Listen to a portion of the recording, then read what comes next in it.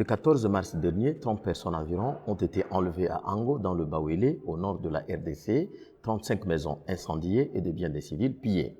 Ce mode opératoire ressemble beaucoup à celui que l'armée de résistance du Seigneur Elera, Lord's Resistance Army, a employé dans cette région pendant près de 15 ans.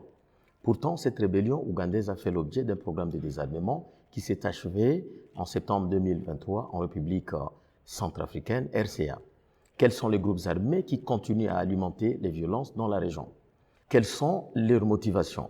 Bonjour et bienvenue dans ce 11e épisode de la saison 4 de Ponabiso, capsule audio, qui tente d'éclairer l'actualité de la RDC. Je suis Agenonga Chobert, chercheur principal pour les OLE au sein du pilier violence de Bouteli. Nous sommes le vendredi 22 mars 2024. En septembre 2023, la dernière vague de reddition des rebelles de la Elera a eu lieu à Mboki en RCA, permettant le désarmement et le rapatriement des 61 ex-combattants en Ouganda. Cet événement a suscité l'espoir de voir un retour à la paix dans la région affectée depuis des années par la Elera. Mais cet espoir a été éphémère. Depuis février 2024, une série d'attaques de groupes armés est survenue dans le Bawele.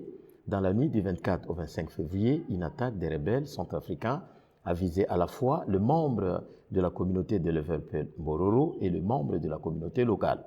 Il s'en est suivi une série d'attaques, respectivement le 11 et le 14 mars dans la même province, avec comme bilan l'enlèvement de 30 personnes, parmi lesquelles 20 adolescents, dont 14 garçons et 6 filles.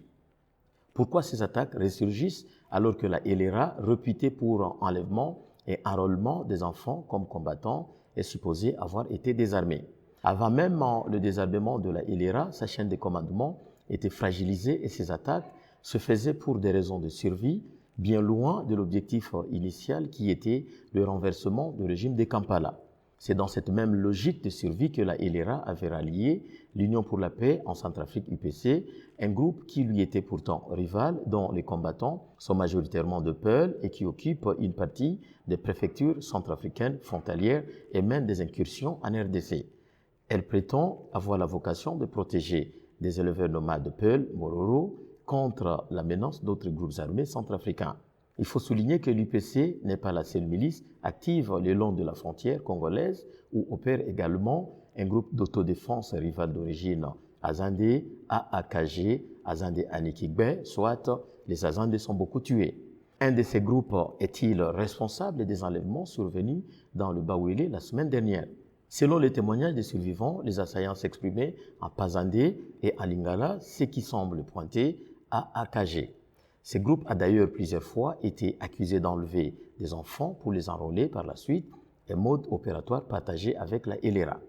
D'autres pistes aussi sont à exploiter car depuis novembre 2023, des personnes revendiquant la création de l'URGA, l'Union pour la révolution de la jeunesse dans les territoires d'Ango, menacées à travers une correspondance et des audios de se constituer en groupe d'autodéfense pour chasser les éleveurs Mbororo si les autorités continuent à tolérer leur présence en RDC. Ces dynamiques alimentent l'insécurité et menacent de plonger cette région dans les violences communautaires à cause de la faiblesse de l'autorité de l'État, la quasi-inexistence des services de sécurité créant un vide en faveur des groupes armés, ainsi que le déficit de coopération en matière de sécurité entre les pays de la région face à cette dynamique régionale.